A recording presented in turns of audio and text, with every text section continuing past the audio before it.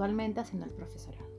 Yo soy Nicolás Coaglini, actor, diseñador gráfico y actualmente cursando el profesorado.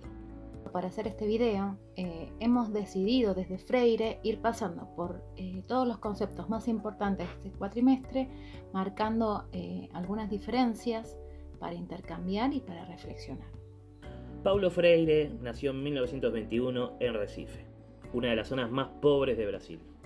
Desde muy joven empezó a darse cuenta de las falencias de los sistemas educativos modernos, lo excluyente y generalista que tendían a ser. Entonces abogó por una educación que buscaba el pleno y auténtico desarrollo del otro, porque se constituye en la justa medida en la que el otro se constituye. Es un acto biofílico que busca el pleno desarrollo de la libertad, del diálogo, de la comunicación, del desarrollo con y por el otro. Una construcción colectiva desde el diálogo. Y para ello se centró en aquellos sectores que están al borde del sistema, campesinos y pueblos originarios. Y centró la educación en los alumnos y en las alumnas, en sus particularidades, y no en la del docente. Así tomaba en cuenta los conocimientos y las experiencias de los estudiantes para poder ponerlos en valor, trabajar con ellos y no a pesar de ellos. Ahora bien, nos preguntamos, ¿esto se aplica hoy en día? ¿Cómo se traduce Freire en las instituciones? Sabemos que entre la sociedad y las instituciones existe un contrato fundacional. Eso que espera la sociedad que haga la escuela, que no es nada más ni nada menos que educar. Sabemos que la educación históricamente se fue adaptando a lo que el mundo iba necesitando. A través de las instituciones se moldeaba al futuro ciudadano, trabajador, a ese trabajador del mañana. La clásica frase a los jóvenes, ustedes son el futuro. Pero lo formamos para el futuro con lo que se necesita hoy. Estos jóvenes son parte de ese futuro. Entonces, ¿se los tiene en cuenta? En la dimensión sociocomunitaria, aprendemos que existen instituciones abiertas o cerradas, según el grado de intercambio con el medio y la comunidad. Que la escuela es también un territorio, que es dinámica, que tiene un tiempo, un espacio y que justamente tiene roles. ¿Cómo se articulan estos roles y su intercambio con la comunidad y con los actores de la institución? Para ello existen los acuerdos de convivencia, AIC, acuerdos didácticos, pero ahora planteamos una pregunta que podemos empezar a contestar también desde Freire. ¿Estos acuerdos, estos cómo, no generan desigualdad? ¿Estos acuerdos pueden ser sostenidos en todas las escuelas? ¿Qué pasa en escuelas rurales o con población marginal? ¿En una villa miseria quizás? ¿Qué rol cumple la institución y su grado de apertura e intercambio en este sentido? Freire dice, una educación que nos ayude a pensar, no a obedecer. Claramente, estas normas de las que hablamos fuerzan a adaptarse o a quedarse afuera. Lo que plantea Freire es no limitar, desde las particularidades, construir y dialogar. Para alfabetizar a los campesinos no utilizó acuerdos limitantes o sistemas tradicionales educativos. Simplemente los observó, los escuchó, los incorporó, hizo que ellos se escucharan, dialogar, hablar, comunicarse y empezar a comprender el mundo que los rodeaba, lo que ya conocían cotidianamente y desde ahí comenzar a construir. La educación tradicional te enseña a encasillar y comprender el mundo. Freire viene con otro planteo. Plantea que ese mundo sea el que te permita conocer, aprender. Toda una visión diferente. Seguimos avanzando en el cuatrimestre y llegamos a los rituales escolares. Esta serie de acciones realizadas sobre todo desde su valor simbólico, para clarificar ciertas informaciones hacia los y las alumnas.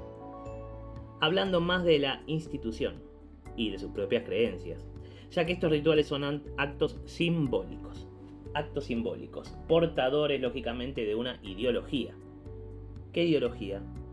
¿La de los y las alumnas? ¿La de la comunidad? No. la de la institución, y en todo caso el sistema también. Entonces nos preguntamos, ¿son obsoletos o carentes de sentido estos rituales? ¿Realmente son productores de sentido o se acatan como norma naturalizada y listo?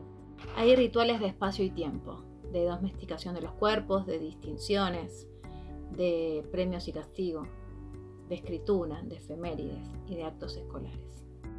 Cuestiones como la productividad y el desdoblamiento de los tiempos, cada vez menos tiempo, quitando especificidad a los contenidos, el sentido de introducir más contenidos en menos tiempo. Freire tiene un concepto para esto que puede aplicarse. El simplismo versus la simplicidad, que contrariamente oculta la verdad. Resalta la seriedad del objeto estudiado.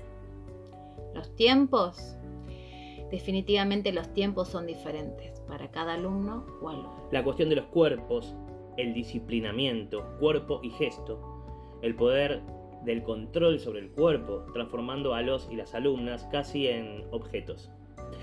Porque domesticando los cuerpos, se espera domesticar al sujeto. Esto suena más a un ámbito carcelario que al ámbito educativo. Y es claramente lo carcelario lo que está presente aún hoy en el sistema educativo.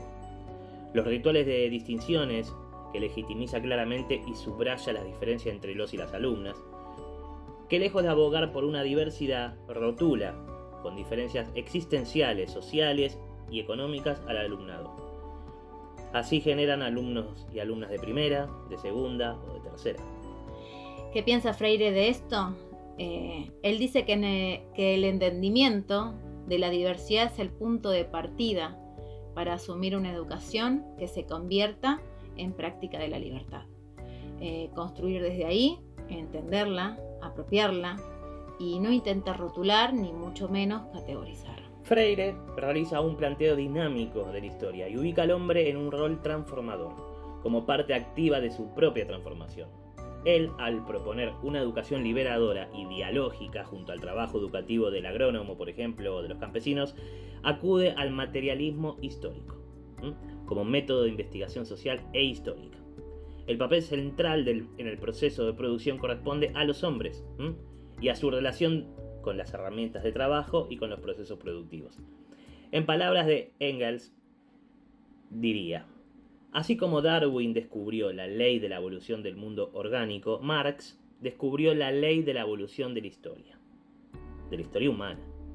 El hecho tan sencillo pero oculto hasta entonces bajo la maleza ideológica de que el hombre necesita en primer lugar comer, beber, tener un techo y vestirse, antes de poder hacer política, ciencia, arte o religión. Cómo cambia la sociedad y cómo reflejan esos cambios las instituciones. Y con este mismo sentido pasamos a las ESI, a la educación sexual integral.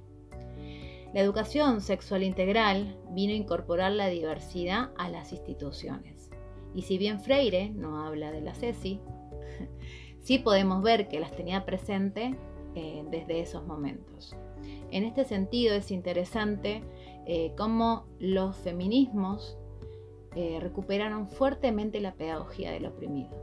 Inclusive Freire, en Pedagogía de la Esperanza, hace una autocrítica respecto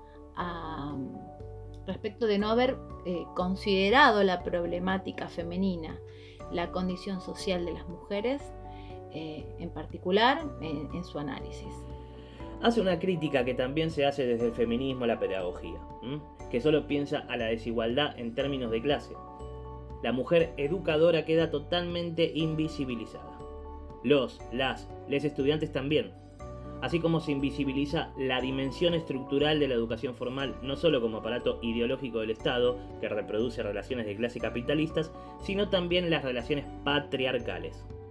En este sentido, el pensamiento de Freire fue potente, validando la producción de los feminismos y de los géneros.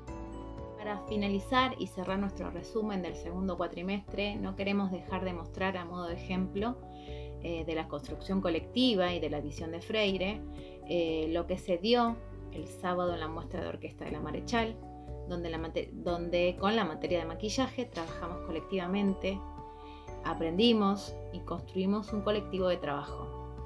Cada uno y cada una desde diferentes lugares Algunos sabían maquillar, otros no, otros eran estatuas, otros eran personajes, otros llevaban volantes, pero todos y todas éramos parte de ese proceso y de ese objetivo. El teatro es un hecho colectivo y la educación es una construcción colectiva. Educación, teatro, unidos al servicio de algo más grande.